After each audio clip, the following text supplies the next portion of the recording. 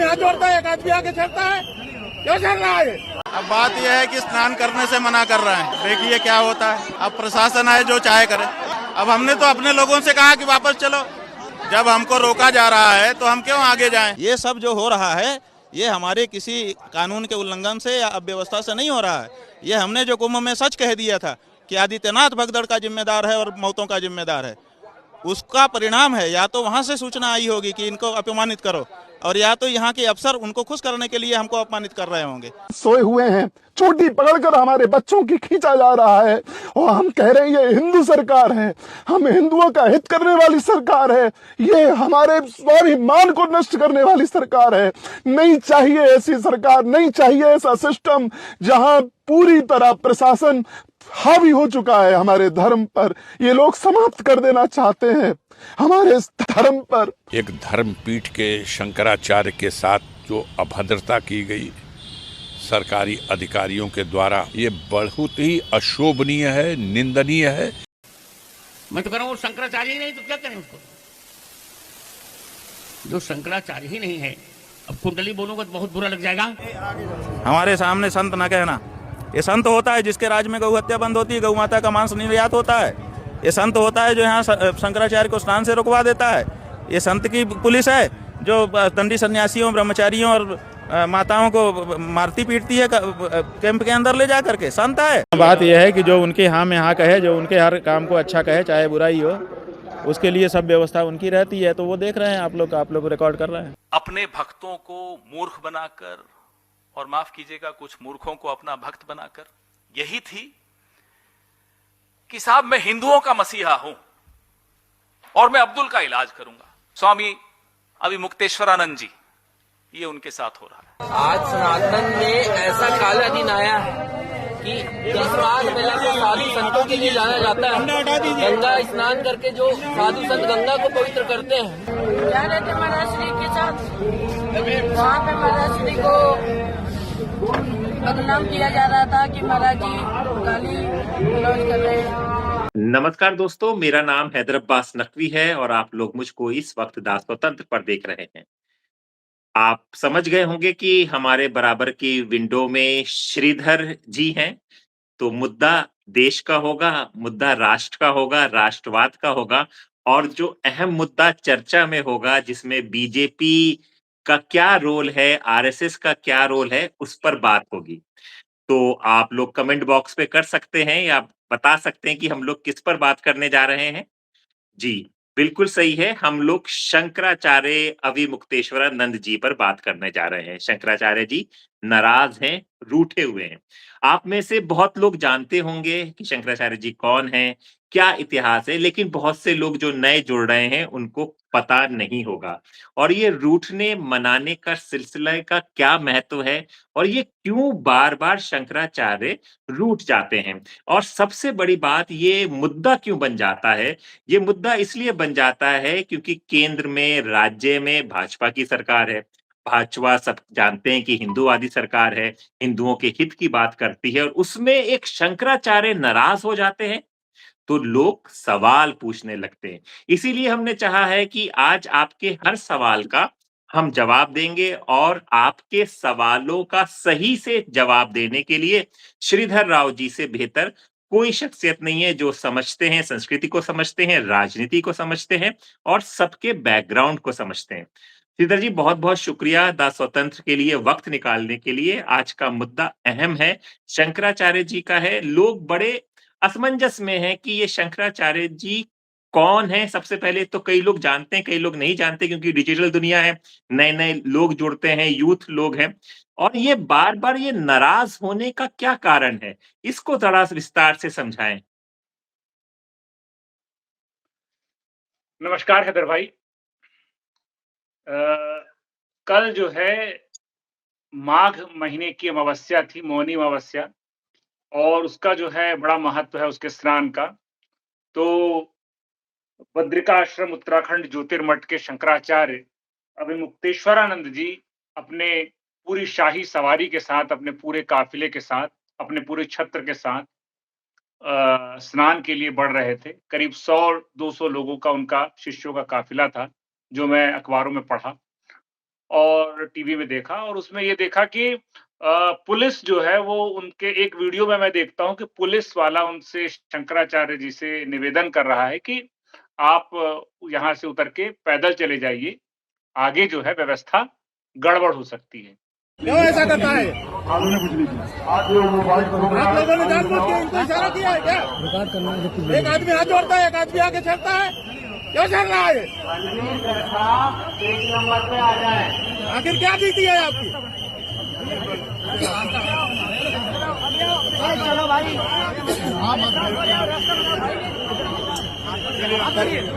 उनको भी बुला लो। लेकिन शंकराचार्य और उनके जो तमाम समर्थक हैं, वो लोग अड़ गए कि नहीं, शंकराचार्य अगर जाएंगे तो इसी काफिले के साथ उसी पालकी में बैठ कर जाएंगे।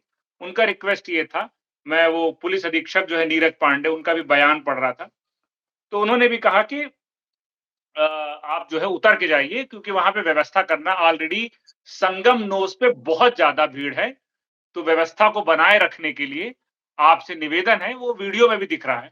फिर उसके बाद शंकराचार्य उनके समर्थक नहीं मानते, तो उसके बाद जो हुआ वो सब वीडियो में, सोशल मीडिया में चल रहा है। किसी का बाल खींच के पुलिस वाले रगड़ते हुए ले जा रहे हैं और फिर शंकराचार्य रूठ जाते हैं और फिर शंकराचार्य जो है वो कहते हैं कि अब मैं आंदोलन शायद वो कर रहे हैं और अनशन पे बैठ गए हैं। ठंड में भी कल रात पूरी रात वो बैठे रहे। बात यह है कि जो उनके हाँ में हाँ कहे, जो उनके हर काम को अच्छा कहे, चाहे बुराई हो, उसके लिए सब व्यवस्था उनकी रहती है। तो वो देख रहे हैं, आप लोग रिकॉर्ड कर रहे हैं। तो ये कहानी है जो अभी तक सामने आई। अब ये जो सवाल आपका है कि शंकराचार्य हैं कौन, तो शंकराचार्य आए कहां से, कैसी परंपरा है, तो ये भी बहुत दिलचस्प है और बहुत सरल और छोटे शब्दों में बताने की कोशिश करता हूं मैं कि 8वीं सदी की बात है, करीब आज से 1200 साल पहले, जब थोड़ा सा हिंदू धर्म को लेकर विद्वानों में और उस समय के तत्कालीन विद्वानों में बड़ा संशय था, बड़ा डावाडोल सी स्थिति थी।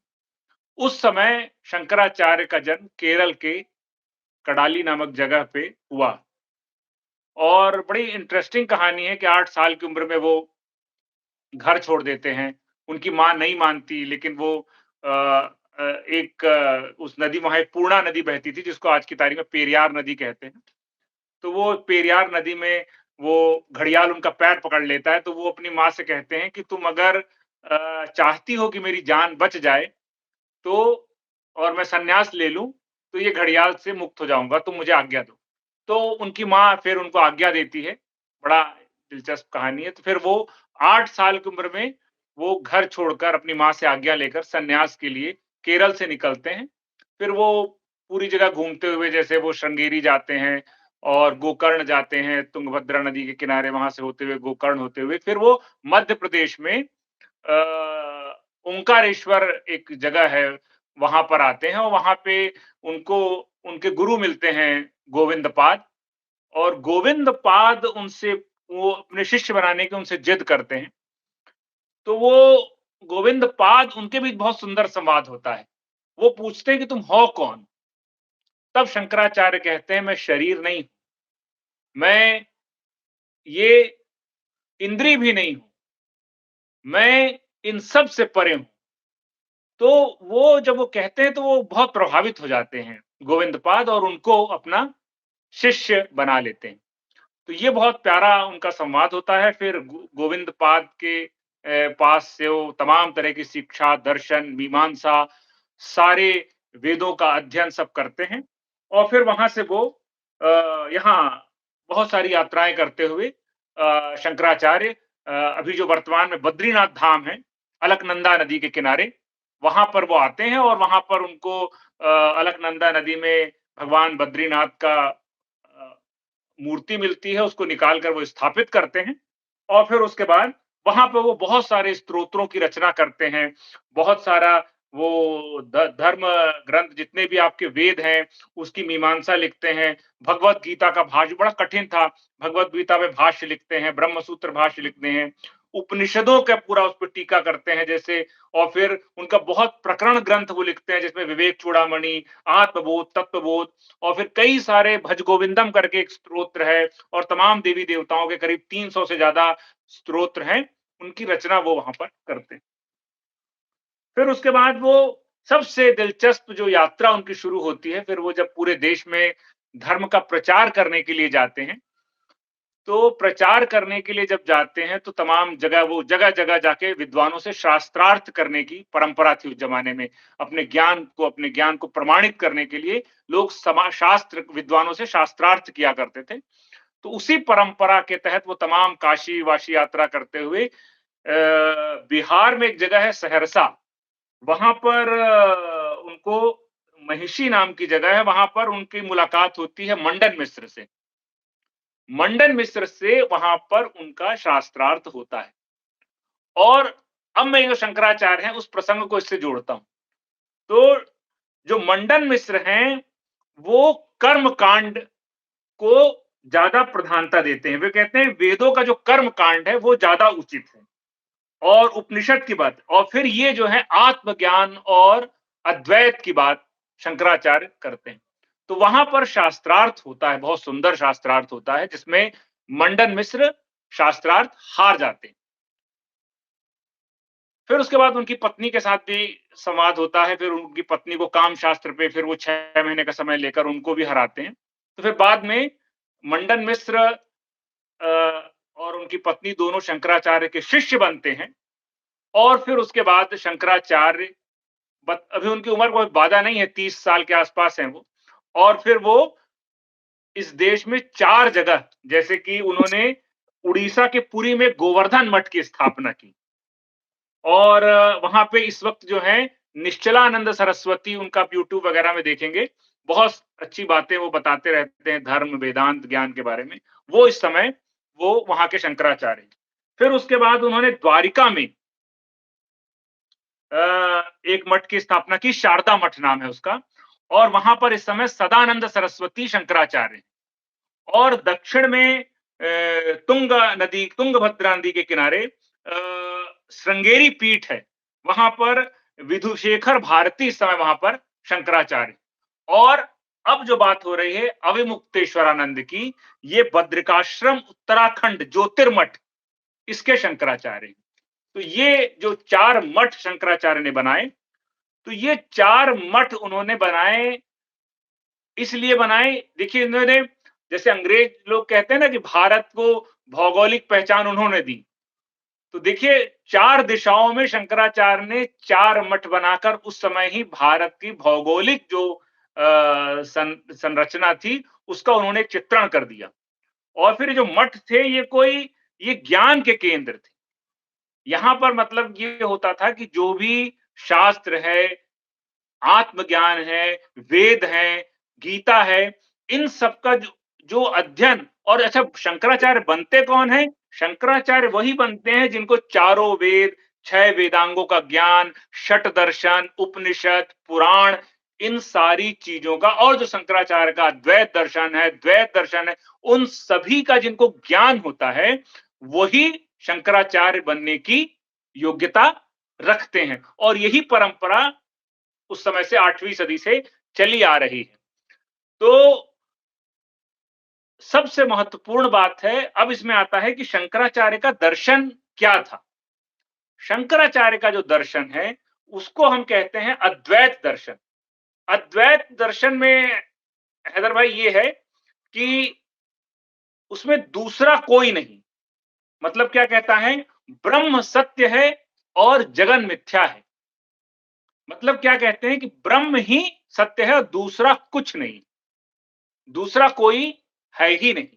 मतलब माया जो है, मतलब ये जो बाकी सब कुछ है, ये माया है, माया का जंजाल है, और सिर्फ आत्म तत्व, परम तत्व सिर्फ एक है। इस दर्शन को उन्होंने वहां पर प्रतिपादित किया।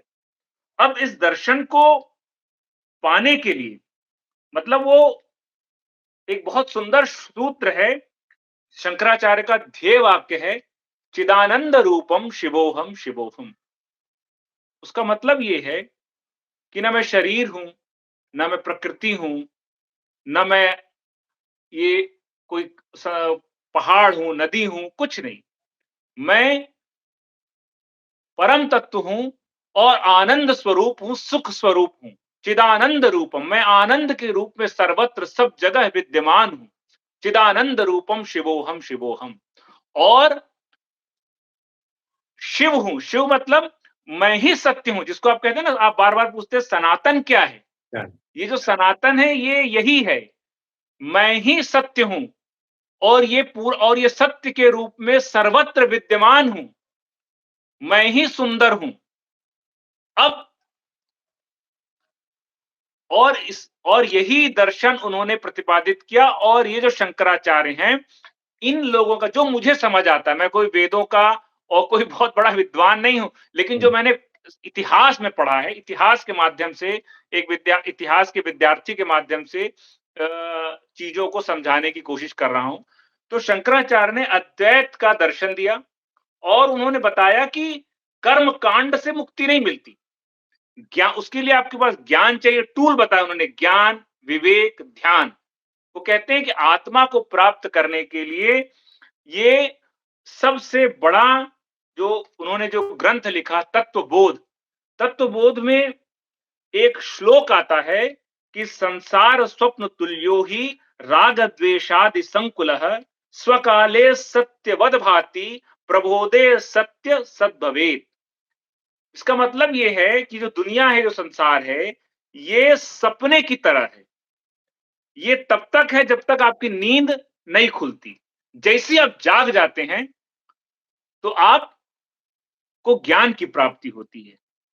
और ये जो माया का जंजाल है, ये जो दुख है, ये पूरा माया का जंजाल है। बहुत सुंदर तरीके से वो इसको समझाते हैं। और ज्ञान को और इसको प्राप्त करने के लिए इसका जो सूत्र है वो शुरू होता है कि मैं कौन हूं, मैं क्यों हूं और ये संसार क्या है। इसको जानना ही हर व्यक्ति का, हर आदमी का एक लक्ष्य है। और इसको प्राप्त करने के लिए जैसे क्या तरीके हैं, तो वो इसको कैसे प्राप्त किया जाए, तो उसके लिए वो टूल बताते हैं कि विवेकवान, जिसके अंदर विवेक होगा, जो सही और गलत की पहचान करने की योग्यता रखता होगा, जिसके अंदर विवेक होगा, जो आत्ममंथन, ये जो है ये किसी के द्वारा बताने से नहीं आता, ये आपको स्वयं जानना पड़ता है। आपके अंदर विवेक होना चाहिए, आपको उसको जांचना पड़ता है। तो विवेक, फिर वैराग्य। वैराग्य का मतलब हैदर भाई यहाँ पे बहुत क्लियर मैं आपको बता दूं, कई बार लोग वैराग्य का मतलब सन्यासी से ले लेते हैं कि आदमी सन्यासी हो गया तो वैराग्य का मतलब यहां नहीं। वैराग्य का मतलब यह है कि आपको इस संसार में रहना है, लेकिन उससे अटैच नहीं होना है, डिटैच रहना है। कैसे? जैसे कि तालाब में कमल खिलता है, तो कमल पानी में रहकर भी पानी उसको गीला नहीं कर पाता। तो वैराग्य वो है। यहां पे आपको स्पष्ट कर दूं, जो मैंने पढ़ा है इतिहास में और उसके बाद फिर, और इसको कैसे प्राप्त किया जाए, तो उसके लिए उन्होंने बताया कि आपको अपने विचारों पे कंट्रोल करना होगा। इंद्रियों कर्म क्या है, कर्म को उन्होंने बहुत सुंदर तरीके से बताया। कर्म क्या है? कर्म अपनी इंद्रियों पे, जो रूप, रस, गंध, स्पर्श जो हम खाते हैं, पीते, इन सब का सही एनर्जी को यूटिलाइज करना है सही दिशा में। कंसंट्रेशन, मन की शांति, धैर्य, ये वो सारी चीजें हैं जिसके माध्यम से शंकराचार्य कहते हैं कि आप इस टूल के माध्यम से आप हकीकत की तलाश, जो सत्य है, उसकी खोज में ये सारे चीजें आपको, और फिर आपके अंदर उसकी चाहत होनी चाहिए, उस ज्ञान को प्राप्त करने की चाहत होनी चाहिए। ये उस तरह से उन्होंने कहते हैं। और फिर उसमें अपने अपने दर्शन में वो एक जगह एक श्लोक लिखते हैं, बोधो अन्य साधनेभ्यो ही साक्षान नमो साधनम पवनम ही वज ज्ञानम बिना मोक्षो न सिद्ध्यति। इसका मतलब है कि जैसे कि पका हुआ भोजन प्राप्त करने के लिए आग की जरूरत होती है, उसी तरह ज्ञान को प्राप्त करने के लिए आपके अंदर ये सारे टूल की आवश्यकता, ये सारी चीजों की आवश्यकता है। ज्ञान सबसे इंपॉर्टेंट, ज्ञान को बहुत ज्यादा महत्व दिया है उन्होंने। उन्होंने कहा कि ज्ञान के बिना आप सत्य को जान ही नहीं सकते। सत्य को जानने के लिए ज्ञान और कर्म ये दोनों बहुत जरूरी है। और कर्म क्या? कर्म मतलब इंद्रियों पर नियंत्रण। कैसे आप इंद्रियों पर नियंत्रण करके धीरज, धर्म और इन सारी चीजों के माध्यम से, कंसंट्रेशन के माध्यम से, मेडिटेशन के माध्यम से इसको आप इसके करीब जाने की कोशिश करते हैं, तभी आप इसको प्राप्त करते हैं। और जब आप ये सब सारी चीजों को प्रैक्टिस करते करते आप जब जानते हैं, तब आप जान पाते हैं। इसका फल क्या मिलता है? इसका फल वही चिदानंद रूपम शिवोहम शिवोहम, ब्रह्म सत्य है, जगत मिथ्या है, जीवो ब्रह्मेव नायरा। मतलब कि, और इसका मतलब ये नहीं कि, अब देखिए बहुत खूबसूरत बात ये कह रहे हैं कि ब्रह्म सत्य है। शंकराचार्य कहते हैं कि ब्रह्म सत्य है, जगत मिथ्या है। इसका ये मतलब है कि मैं ब्रह्म ही सत्य हो, ब्रह्म से अलग नहीं है वो। ब्रह्म सत्य है और हम और आप और इस संसार नहीं है। जैसे कि उसको उन्होंने डिफरेंस करते हुए समझाया कि जैसे कि वो बताते हैं कि जैसे आपके हाथ में गिलास में पानी है और तालाब में भी पानी है। तो अगर गिलास के पानी को तालाब में डाल दिया जाए तो पानी का स्वरूप नहीं बदलेगा। बूंद अगर सागर में मिल जाए तो सागर बन जाएगी।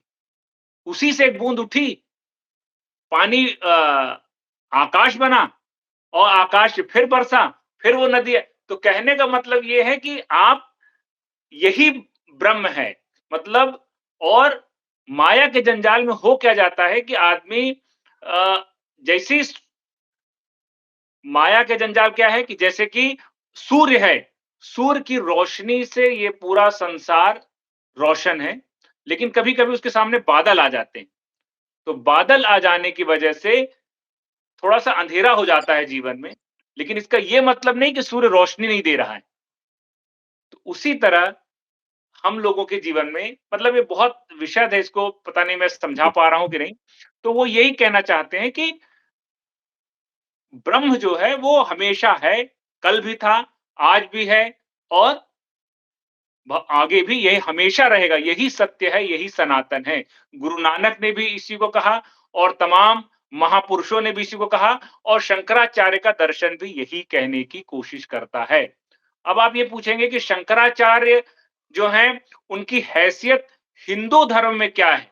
तो कई लोग, कई जगह मैं ये देखता हूं कि हिंदू धर्म में लोग कहते हैं कि जैसे कि ईसाइयों के लिए पोप, जैसे बौद्धों के लिए दलाई लामा, वैसे शंकराचार्य। तो मैं इस बात से सहमत नहीं होता। क्यों? क्योंकि शंकराचार्य ठीक है, अपनी जगह पर हैं, विद्वान हैं, वो अपनी जगह हैं, लेकिन भा भारत में या हिंदू धर्म में ऐसा कोई कहीं पर लिखित नहीं है कि जो शंकराचार्य जो बात कह दें, वो पत्थर की लकीर। हमारे यहाँ सभी चीजों का दर्शन है। आप भगवान की पूजा करते हो, तो भी आप हिंदू हो, नहीं करते हो, तो भी आप पूजा हो। आप आस्तिक हो, नास्तिक हो, आप मूर्ति पूजक हो, आप मूर्ति पूजा नहीं करते हो। हमारे यहाँ तो एक दर्शन है, चारवाक का दर्शन। वो कहते हैं कि वो तो सीधे-सीधे वेदों को नकारते हैं और कहते हैं कि ऋणं कृत्वा घृतं पिबेत्। जब तक शरीर है तब तक आप जरूरत पड़े तो कर्ज लेकर भी घी पाइए और मौज करिए। उसको भी हिंदू धर्म में दर्शन दिया गया, स्थान दिया गया। तो तमाम तरह के दर्शन हैं, तमाम तरह की बातें हैं। तो उसमें ये स्पष्ट हो जाता है कि ये जो हमारा दर्शन है, इसमें शंकराचार्य का वो स्थान बिल्कुल नहीं है जो बौद्ध में दलाई लामा का, ईसाइयों में पोप का, या किसी कहीं पे कोई किताब लिखी हो और उसको हिंदुओं को पालन करना हो। ये बिल्कुल कहीं पे नहीं लिखा है। पूरी तरह हिंदू पूरा तरह उनके ज्ञान और विवेक को ही शंकराचार्य का दर्शन भी यही कहता है। अद्वैत का जो दर्शन है वो यही कहता है, पूरी तरह ज्ञान और विवेक। यहीं पर आकर कर्म कांड जो है, जैसे कि कर्म कांड है, कर्म कांड आपका एक, आपके उसकी जो सफाई है, जो उसका एक रास्ता, उसका एक माध्यम हो सकता है, जिसको हम लोग कहते हैं कई बार सगुण साकार से निर्गुण निराकार की तरफ जाने का एक रास्ता हो सकता है। उसका आप अपने भाव को, अपने विचारों को शुद्ध करने के लिए आप कर्म कांड को एक टूल की तरह इस्तेमाल कर सकते हैं, लेकिन कर्म कांड आपका लक्ष्य नहीं है। हिंदू धर्म में मोक्ष को सर्वश्रेष्ठ माना गया है और सर्वश्रेष्ठ का मतलब वही है। मोक्ष का मतलब यह है कि स्वयं को जान लेना, मैं कौन हूं, मैं क्यों हूं और ये संसार क्या है। और फिर वो कहते हैं कि मैं चिदानंद रूप हूं, मैं ही शिव हूं, मैं ही सुंदर हूं, मैं ना शरीर हूं, मैं ना ही कोई नदी पर्वत पहाड़ हूं, ना मैं कोई आकार हूं, मैं सब जगह सर्वत्र सबको समान रूप से प्राप्त हूं। तो ये इस जो दर्शन की, अब देखिए अब क्या हो रहा है। अब एक छोटी सी घटना मैं आपको बताता हूं, उसके बाद फिर अभी वर्तमान जो शंकराचार्य के साथ जो विवाद हुआ उससे थोड़ा सा कनेक्ट करने की कोशिश करता हूं उसी दार्शनिक को। होता क्या है कि शंकराचार्य को जब ज्ञान प्राप्त हो जाता है तो वो जगत गुरु शंकराचार्य, जो शंकर से शंकराचार्य बने, तो वो काशी आते हैं। और काशी में जहां पे भी मणिकर्णिका घाट पर जो विवाद आपने सुना होगा, तो वहां पर जब आते हैं तो वहां पर क्या होता है, जब उनका काफिला चलता रहता है तो सामने एक चांडाल और एक कुत्ता उनके सामने आ जाता है। तो उनके शिष्य उनको कहते हैं कि सामने से हटो, देख नहीं रहे हो शंकराचार्य आ रहे हैं। तो वो कहता है कि नहीं, मैं नहीं हटूंगा। वो पूछते हो कौन तुम? तो बोले मैं वही हूं जो तुम्हारे अंदर है, वही मेरे अंदर है। तो जैसे ही वो कहता है तो शंकराचार्य तुरंत उसके चरणों में लौट जाते हैं, दंडवत हो जाते हैं उस चांडाल के, जो चांडाल मतलब जो शवों को जलाने का काम करता है, जो उसके चरणों में शंकराचार्य लौट जाते हैं। अब वो शंकराचार्य ये थे। और अभी वर्तमान में जो शंकराचार्य हैं वो ये जिद करके बैठे हैं कि मैं जाऊंगा तो पालकी में चढ़कर ही जाऊंगा। ये मेरी अपनी समझ है। अब ये जो शंकराचार्य का दर्शन है वो ये दर्शन है।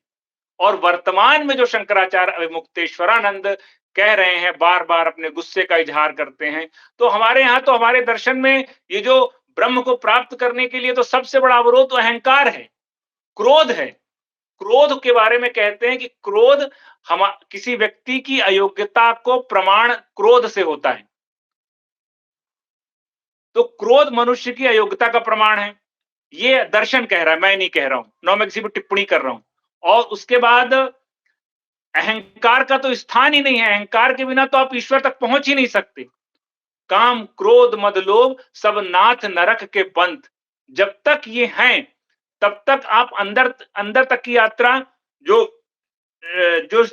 जिस दर्शन की शंकराचार्य बात करते हैं उसके माध्यम से तो आप वहां तक पहुंच ही नहीं सकते। जब तक आपके अंदर काम क्रोध है, सिर्फ और सिर्फ प्रेम के माध्यम से, प्रेम के माध्यम से ही आप उस परम तत्व तक पहुंच सकते हैं, चिदानंद रूप तक पहुंच सकते हैं। तो ये स्थिति है। तो अब आप ये तो पूरा मुझे लगता है कि ये जो पूरी आज वर्तमान स्थिति है जो उत्तर प्रदेश में अभी माघ पूर्णिमा में हुआ, मुझे लगता है कि वो पूरी तरह अहम की लड़ाई है, राजनीति है, उसमें बहुत भयंकर तरीके से राजनीति है। और धर्म जो है उसमें राजनीति बहुत घुस गई। शंकराचार्य का दर्शन ये कहता है कि धर्म परिवर्तन एक असंभव घटना है, सत्य को कोई बदल नहीं सकता, धर्म सत्य ही धर्म है। तो ये अब यहां पर धर्म की परिभाषा जो हमारे शंकराचार्य ने दी, जो हमारे शंकराचार्य ने जो किताबें लिखी, जो हमारा शठ दर्शन है जिसपे हमारा सनातन खड़ा है, पूरा का पूरा शठ दर्शन, वो कुछ और कहता है। और जो शंकराचार्य हैं ये उसका प्रमाण होना चाहिए। ये कहता है कि शंकराचार्य का जो दर्शन है वो ये कहता है कि पहले आप स्वयं को प्रमाणित करिए, फिर उसको आप अपने परिवार में, अपने आसपास के माहौल में प्रमाणित करिए, फिर समाज में, और उसको देखकर फिर सार्वभौम मानवीय व्यवस्था में वो घटना प्रमाणित होगी। तब ये पता चलेगा कि चिदानंद रूपम शिवोहम शिवोहम, ब्रह्म सत्य जगत मिथ्या, ब्रह्म ही सत्य। तो इसको आपको प्रमाणित करना है। अब ऐसी घटनाएं जब शंकराचार्य के उस परंपरा के शंकराचार्य के माध्यम से होती है तो ये थोड़ा सा मुझे उससे कनेक्ट नहीं हो रहा है। जो शंकराचार्य का जो दर्शन है, अद्वैत का जो दर्शन है, उस दर्शन से अविमुक्तेश्वरानंद जी का जो क्रोध और जो गुस्सा है, वो कनेक्ट नहीं हो रहा है। और मुझे तो सीधा-सीधा ये लगता है कि पूरा जो माहौल है, वो पूरी तरह राजनीति से प्रेरित है। शंकराचार्यों को मुझे लगता है कि जहां पे उनकी जरूरत है, वहां उनको बोलना चाहिए। और मैंने आपको बार-बार बोला है कि कहीं पर हिंदू धर्म में ऐसा कहीं कोई कहीं पे लिखा हुआ नहीं है कि शंकराचार्य की बातें हमारे हिंदुत्व में बिल्कुल पत्थर की लकीर है। हमारे यहाँ सबको अधिकार है, वो अपने ज्ञान से, अपने विवेक से, अपने आत्मदर्शन की, अपने ज्ञान की यात्रा शुरू कर सकता है। उसके जीवन का एक ही लक्ष्य है मोक्ष। और मैं कौन हूं, मैं क्यों हूं और ये संसार क्या है, इसको जानना ही उसका लक्ष्य है। सत्य को जानना ही जो सुख रूपी जो लक्ष्य है, चिदानंद रूपम शिवो, हम आनंद स्वरूप आनंद को प्राप्त करना ही उसके जीवन का एक लक्ष्य है। तो वो हर आदमी किसी भी मार्ग से उस तक पहुंच सकता है। तो ये मतलब ठीक है, हम उनके पास जाएंगे, उनकी बातें सुनेंगे, वो हमारे लिए, क्योंकि हमारे लिए उसको प्राप्त करने का तरीका क्या है, हमको पठन करना है, अध्ययन करना है, मनन करना है, यही कर्म है। यही इसी को कर्म बताया गया। ध्यान करेंगे, मेडिटेशन करेंगे, लेकिन हम उनसे मार्गदर्शन लेंगे। लेकिन उनकी जो लिखी हुई बात, कही हुई बात है, वो ब्रह्म वाक्य नहीं हो सकती। ये हमारे दर्शन में, मुझे जो मैंने पढ़ा है, वो मुझे ऐसा समझ में आता है। तो मुझे लगता है कि पूरा का पूरा खेल पूरी तरह अहंकार से प्रेरित है, हुआ प्रतीत होता है। चाहे वो सत्ता पक्ष हो, चाहे वो सरकार की तरफ से हो, चाहे वो शंकराचार्य जी की तरफ से हो, और फिर राजनीति से प्रेरित हो गया। जिस तरह से आप भारत की राजनीति में आप देखेंगे कि किस तरह राजनीति पे धर्म इस कदर हावी हो चुका है कि मतलब आम जनता बिल्कुल भीड़ की तरह बिना कुछ सोचे समझे और दौड़ रही है और जय श्री राम के नारे लगा रही है। और जब तुलसी के राम को देखते हैं तो तुलसी का राम कुछ और कहता है और राजनीति के राम की महिमा कुछ और है। तो जो हमारे यहाँ राम मतलब परम तत्व की बात हो रही है।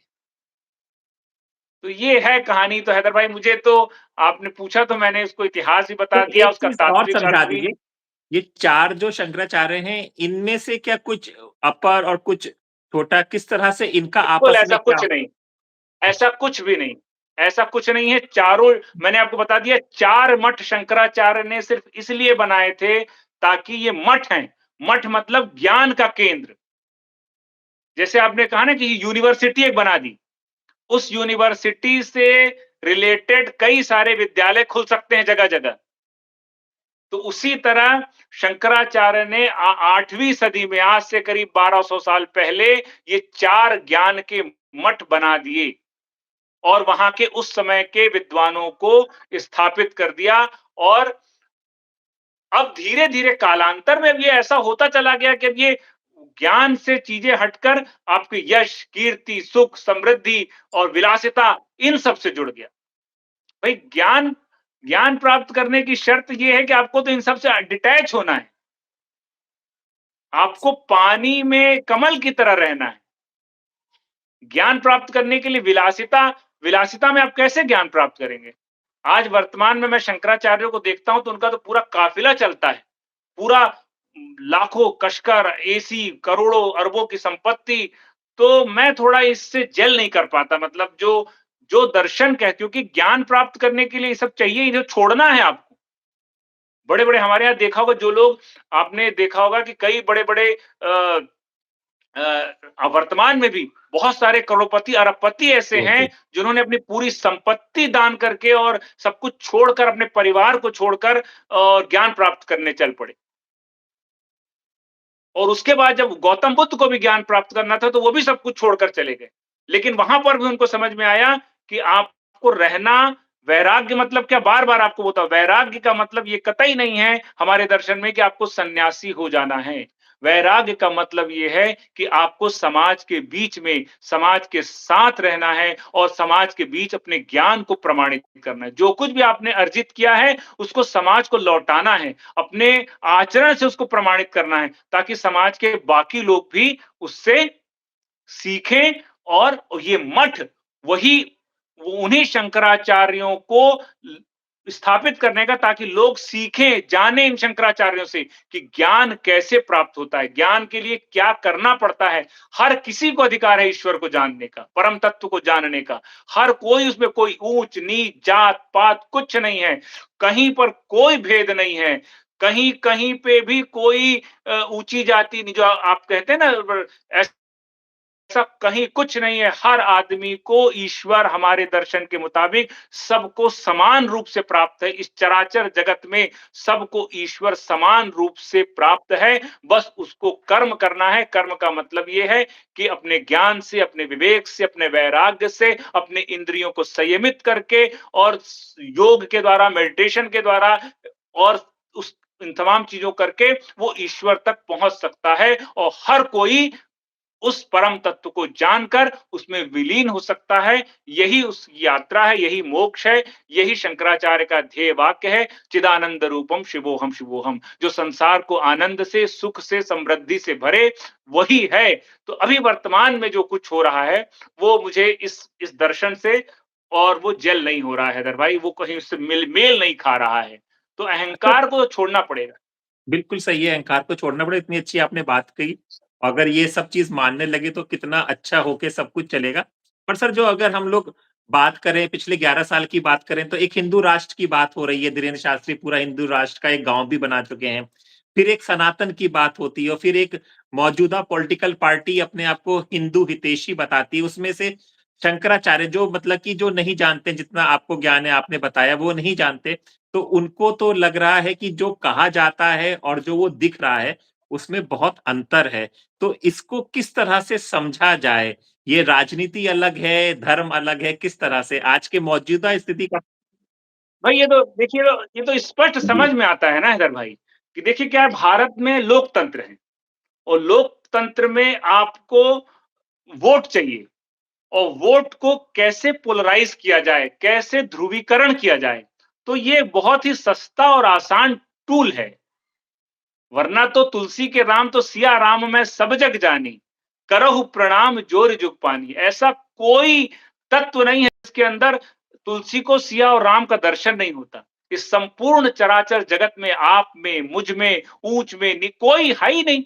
अगर आपको राम, जिसने राम को प्राप्त कर लिया, उसमें ना जात का भेद, ना पात का भेद, ना हिंदू का भेद, ना मुसलमान का भेद, ना बौद्ध का भेद, ना ईसाई का भेद, ना तो वो तो दीवारें, जिसने राम को जान लिया उसके सामने सारी दीवारें गिर जाती। बिल्कुल। तो ये है हिंदू धर्म का दर्शन। और ये जो राम का दर्शन, ये जो चीजें हो रही हैं, ये मुझे लगता है कि राजनीति हो रही है। लोकतंत्र, देखिए, लोकतंत्र में आपको वोट चाहिए, वोट से सरकारें बनती हैं। तो इस वोट को पोलराइजेशन करने के लिए मुझे जो समझ में आता है वो यही तरीका है कि कोई, कुछ लोग मुसलमानों की बात करते हैं, हिंदू की बात करते हैं, वो अपना अलग नारा लगाते हैं, ये अलग नारा लगाते हैं, वो हिंदू राष्ट्र की बात करते हैं, वो मुस्लिम राष्ट्र की बात करते हैं। तो ये चीजें राजनीति हैं। अंग्रेजों ने इसके बीज बोए और वो हमारा जो ज्ञान के मंदिर थे वो नष्ट हो गए। तो अब वो ज्ञान के मंदिर जब नष्ट हो गए, तो अब उसको अब उस तक, और सबको, अंग्रेजों की शिक्षा नीति ऐसी थी कि अब हम लोग, जो हमने बच्चों को हम पढ़ाते हैं, वो हम ज्यादातर उनको जो पढ़ा रहे, एजुकेशन दे रहे हैं, उससे हमारे बच्चे या तो क्लर्क बनेंगे, ज्यादा जोर मारेंगे तो आईएएस बनेंगे, और नहीं पढ़ेंगे तो नेता बन जाएंगे। तो ये चीजें, ज्ञान की जो शंकराचार्य की जो ज्ञान की परंपरा है, वो परंपरा खो गई है, मुझे ऐसा प्रतीत होता है। और यही वजह है कि उस परंपरा को, उस शंकराचार्य की, जो केरल में पैदा हुए शंकराचार्य थे, जिन्होंने मध्य प्रदेश में आकर अपने गुरु को प्राप्त किया 8 साल की उम्र में, और 32 साल की उम्र में 4 मठ स्थापित कर दिए ज्ञान के लिए।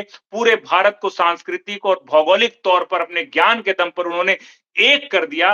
वो शंकराचार्य के ज्ञान का दर्शन आज प्रासंगिक है, उसकी जरूरत है, और ऐसे शंकराचार्यों की भी जरूरत है, ताकि जिसके आचरण को देखकर लोग सीख सके। आचरण से व्यक्ति प्रमाणित होता है और अपने ज्ञान से और अपने विवेक से उसको अपने जीवन में उतारता है।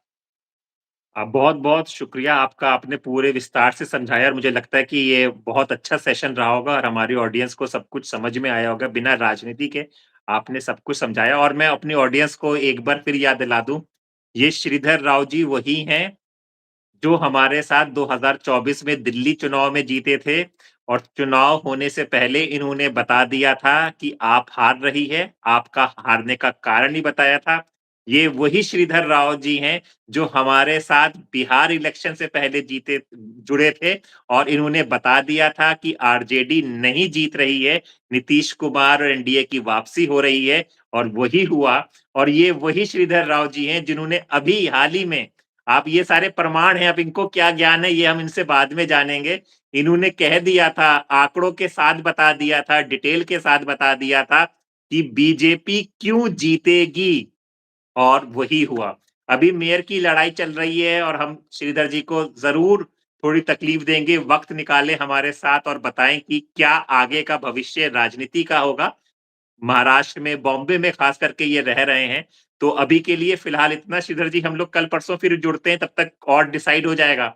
और आपसे और कुछ कहना चाहेंगे हमारे ऑडियंस से जाते-जाते? बस बहुत आज के लिए बहुत है। मुझे लगता है कि बहुत बड़े विषय को इतने कम समय में छोड़ समेटने की कोशिश की है। पता नहीं मैं उसको सही तरीके से पहुँचा पाया हूँ, उसके लिए कोई गलती हुई हो, क्योंकि ये बहुत विशद और बहुत वैसा सब्जेक्ट था। तो मुझसे कोई गलती या कोई त्रुटि हुई हो, तो मैं आपके दर्शकों से उसके लिए माफ़ी भी माँगना चाहूँगा, क्योंकि गलती होने की संभावना रहती है। लेकिन जो मेरे को मोटा-मोटा सार था, वो मैंने स्पष्ट तौर पे रखने की कोशिश की। और फिर वो धन्यवाद। नितिन नवीन भी बन गए, आपके अध्यक्ष बन गए। चलिए उस पे भी चर्चा हमारे अध्यक्ष नहीं, वो तो भारतीय जनता पार्टी के अध्यक्ष हैं। आप तो मुझे घोषित भाजपा का वो कर दे रहे हैं। भाई मेरे ऊपर ये बहुत आरोप आपके भी, कितनी जी। गालियाँ दिलवाते हैं आप, अपना वीडियो डलवा के मुझे इतनी गालियाँ दिलवाते हैं कि मैं भारतीय जनता पार्टी का कोई प्रवक्ता जो हूँ। तो ये ठीक है, तो श्रीधर वो जी भारतीय पत्रकार जनता है और पार्टी के हैं, ईमानदार अच्छी पत्रकार बात है। है। मुझे हाँ। डेटा एनालिसिस और रिसर्च के साथ बैठते हैं। अब आप नहीं, लोगों नहीं, को जो बिल्कुल लगता है। बैठेंगे। हाँ। देखिए हैदर भाई, एक स्पष्ट कर देना चाहता हूँ कि धर्म के सिद्धांत बहुत दूसरे हैं और राजनीति के सिद्धांत दूसरे हैं। ये पावर पॉलिटिक्स है और धर्म जो है वो अलग चीज है। वो शांति की खोज करती है, वो ज्ञान की खोज करती है, वो आनंद की खोज करती है। तो धर्म और राजनीति को मेल, मतलब राजनीति धर्म के हिसाब से चल सकती है, लेकिन धर्म में राजनीति नहीं आनी चाहिए। नहीं तो बिल्कुल। सब सत्यानाश हो जाता है, सब कुछ गड़बड़ हो जाता है। तो धर्म का तो बहुत हमारा धर्म ही हमको बचा के रखता है। तो धर्म के साथ तो हमेशा व्यक्ति को रहना चाहिए, लेकिन ऐसा धर्म नहीं होना चाहिए जिसमें अहंकार हो, जिसमें एक-दूसरे के प्रति नफ़रत हो, जिसमें एक-दूसरे का बुरा सोचना हो। मान्यता नहीं देता, चाहे वो दुनिया का कोई भी धर्म हो। मेरे को नहीं लगता कि दुनिया का कोई भी धर्म, कोई भी मज़हब आपको नफ़रत सिखाता होगा। ये बिल्कुल मैं इसको नहीं स्वीकार करता। तो दोस्तों आज के लिए इतना ही और इसीलिए द स्वतंत्र प्लेटफ़ॉर्म है कि एक स्वतंत्र आवाज़ें आएँ, जो सच्चाई है वो आपको पता चले, वो हकीकत है वो आपके लिए लेकर आते हैं हम। यही हमारा प्रयास है और हमारा सहयोग भी कीजिए, हमें लाइक, शेयर कीजिए। ज़्यादा से ज़्यादातर ये जो बातें हैं ये लोगों तक पहुँचे, स्वतंत्र की आवाज़ पहुँचे। तो आज के लिए इतने, श्रीधर जी फिर होगी मुलाकात। नमस्कार, नमस्कार। नमस्कार।